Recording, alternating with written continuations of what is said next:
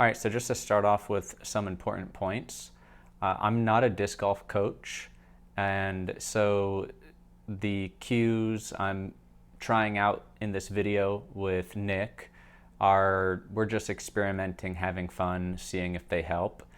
They're not blanket recommendations that I'm telling everybody watching who has elbow dip to necessarily that they should do. But if you are the type of person that likes to experiment with form and you want to make up your own mind to try these, I would love to hear what the results are for you. Of course, just be careful with it. They are exaggerations, and don't go full power with new exaggerations that you're not used to. I may get into coaching more officially in the future at some point, but right now I don't want to claim to be a coach or present myself as one. I do like sharing things that I've found helpful and finding people who are willing to try things, who are interested in experimenting, knowing that I'm not telling them this is absolutely what they need to do or, continue doing. So thankfully, Nick, I've talked to him before online for a while about form stuff. He's been watching a lot of my form journey and experimentations, and he drove out from Houston to Austin to play around with some people out here, and I played around with him. And then at the end of that round, we were going to have a second day and do a more structured kind of collaboration, working on his elbow dip issue to see if we could improve it with a net and taking our time.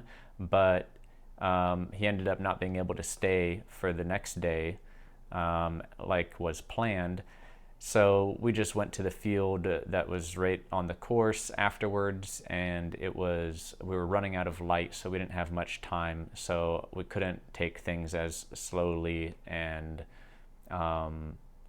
carefully as I would have liked.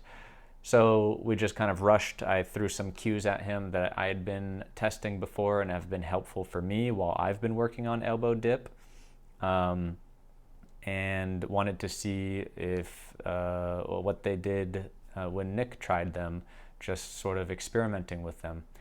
And he's been trying to work on an elbow dip issue for quite a while, I believe, and like many people, still struggles with it.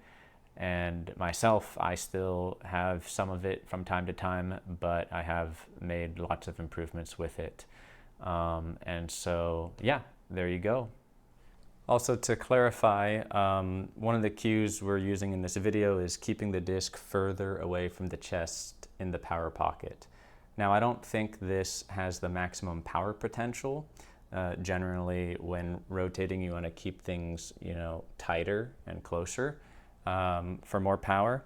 But I think a lot of people have more urge to dip their elbow when trying to bring the disc in close, because you kind of intuitively feel that you're running out of space and getting too close to your chest, and dipping the elbow turns the disc in this orientation and gives you this more feeling of space here, even though you've collapsed the space vertically in the power pocket. And so if you're doing that, then getting the disc really close to you isn't all that great for power. And so you may actually be able to get more power by keeping it further away from you, because if it's in front of your chest and away, it's hard to be in this position without having a better, elbow up and scapular protraction position. And so you can get more power initially that way. And it's plenty powerful. I've gotten all the way up to 69.7 miles per hour trying to do that as a cue. However, if I want to absolutely maximize my power in the future, I will probably start trying to get the disc closer to my chest, but I'm prioritizing still doing this, trying to keep it further from the chest to try to get rid of the remaining elbow dip issues that I have. So I'm using it to help get rid of that elbow drop muscle memory in myself as well, and then we'll try to, optimize things further from there. All right, so Nick's just being a guinea pig. Haven't tried this with anyone before. Just gonna test some cues on them to see if they help. Some things that I've kind of thought about before that have helped me a little bit. I didn't exactly think about it in this way with the discs, but I think it could be helpful. So this first row is gonna be the run-up line and trying to plant close to this last disc. And then I want Nick to be looking at his disc during the reach back and bringing the reach back disc to be over this disc area. Don't lean back there, actually. So I should put these in a spot that's more, So put the disc over that disc on the reach back. And then in the pull through, don't bend your elbow in. It will bend on its own.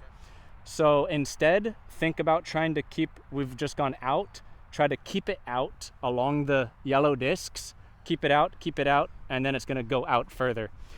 So make sure you're looking in your reach back, you're looking back here to make sure that you're bringing the disc to this one here, and then try to keep it out there. Okay. Try to see or feel your hand going over these yellow discs.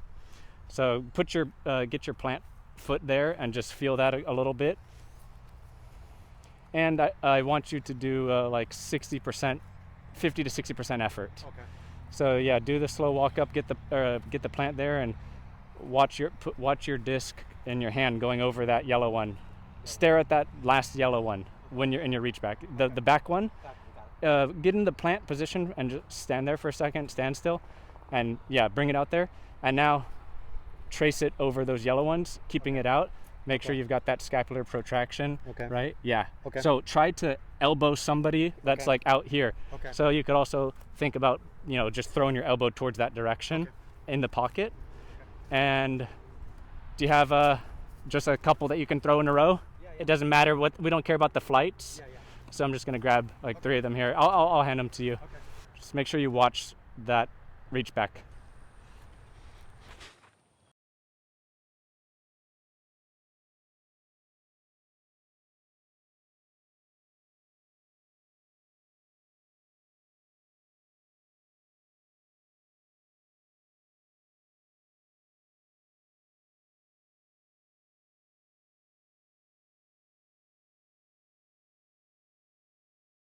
So I think it's helpful. So we're gonna add a little bit more to this, and it's gonna be, we don't have much time, we're running out of light.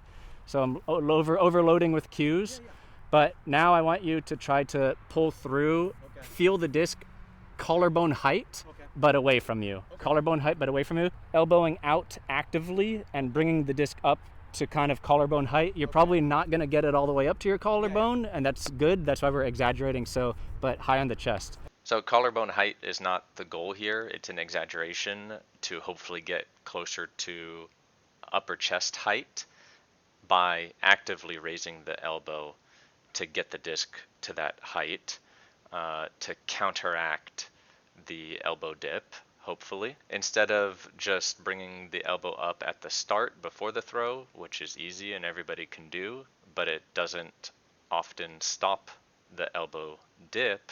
And so the idea is to try something more active to counteract it rather than something passive. Ooh, okay.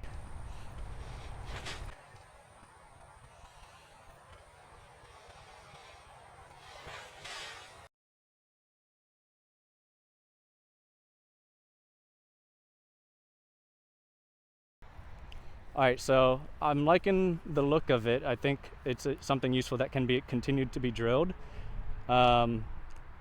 This time I want you a little more power, not high effort, but I want you to feel the power of going out. Okay. So from reaching back over this yellow disc, bring it up to high chest height, and outward power away from you.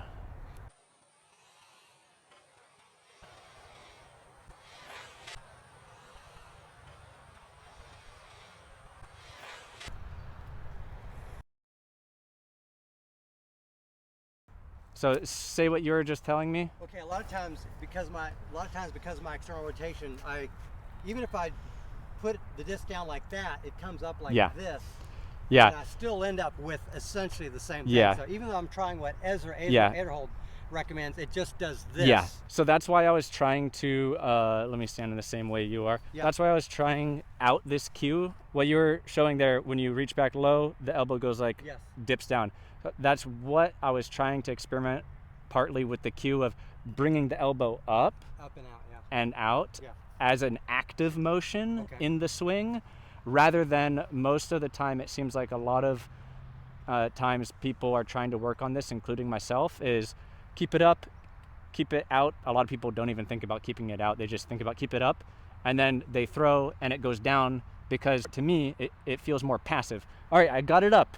I'm good to go now. No, you're not good to go. It's going to go down. You're forget about it. So you need to resist that or counter it with the opposite, like muscle memory to break the habit. Not always. You don't have to do that. I said that, but it's not an absolute. But a lot of times I think trying to do the opposite is a faster route with repetitions to break muscle memory than trying to do something more passive of don't drop it. How am I going to not drop it? Well, I'm going to put my elbow up and I'm going to try to keep it up. That's kind of passive versus I'm going to make it come up. Since this is an exaggeration of an active motion, you do have to be careful of exaggerating it too much and having some unintended negative side effects.